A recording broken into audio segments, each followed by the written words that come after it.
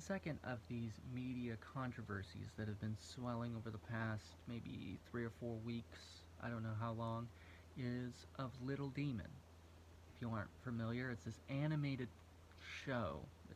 I think it's a limited series that's being produced that it essentially it's about Satan's teenage daughter.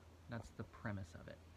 And that she's like half demon. She's supposed to be the Antichrist or something along like this. And it's laden with pagan themes and I just all sorts of different stuff. And obviously Christians, religious people, are very up in arms about it. Look at how corrupt society is becoming. Can you believe that people would make a show like this? And personally, as I'm kind of viewing this, my major takeaway is I think Christians are not very self aware. I'm pretty confident of that fact, anyways, but in this specific circumstance, they don't appear to be very self aware because Hollywood hasn't ever been anything other than glorifying sin in general, right? Gambling, sex, crime, violence, right? Do I even need to cite examples? Drug use, cigarettes, like they cite these things in the ratings now, but I mean, the classic movies of, let's say, the 40s, 50s, 60s, everybody smokes, everybody drinks, right? Everyone engages in illicit sexual acts. And there was a short period that a lot of the people that are alive now grew up through, which is like the TV Land stuff, the Leave It to Beavers, and the I Dream of Jeannie, where she had to have that little plug in her navel in order to pass the censors, or um, I Love Lucy, where they had to have separate beds in the bedroom. They were only able to refer to her as with child when they were talking about her that she was pregnant. And like there was that brief window. Most people that are alive today that are paying taxes today remember those shows, and they think that there was some golden past age that we all lived in, going to, I guess, ad infinitum, and that the modern age is so much worse. And I can't honestly contend more strongly against that idea.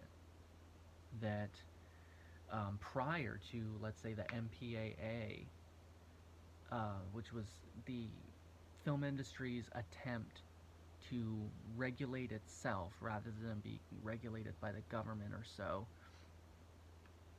movies were full of all kinds of illicit behaviors because of the fact that why wouldn't they be?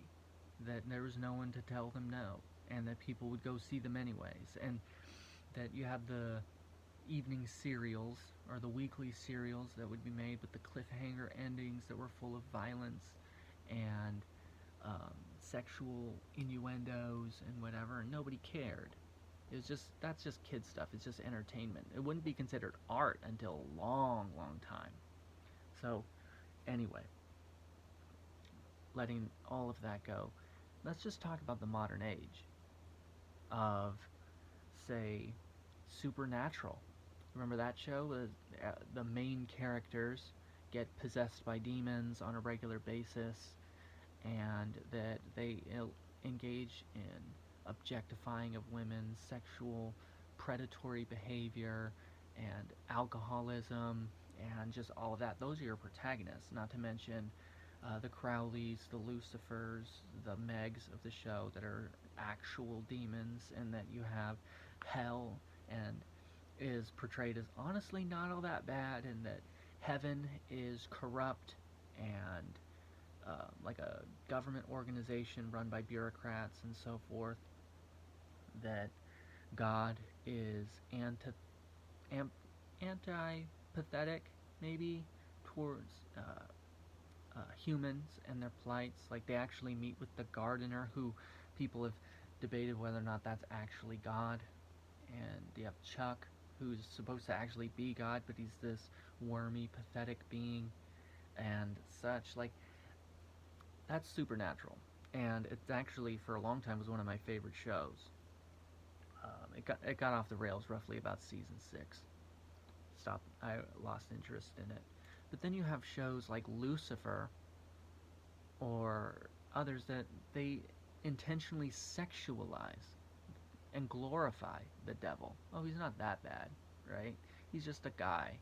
Movies like Meet Joe Black, where he's like a reaper, um, working on God's detail, or stuff like this, that have either, on the one hand, romanticized, sexualized, and or maybe even just trivialized, objectified Satan, evil, the workers of Satan and evil, demons, demonic beings, witches, and such.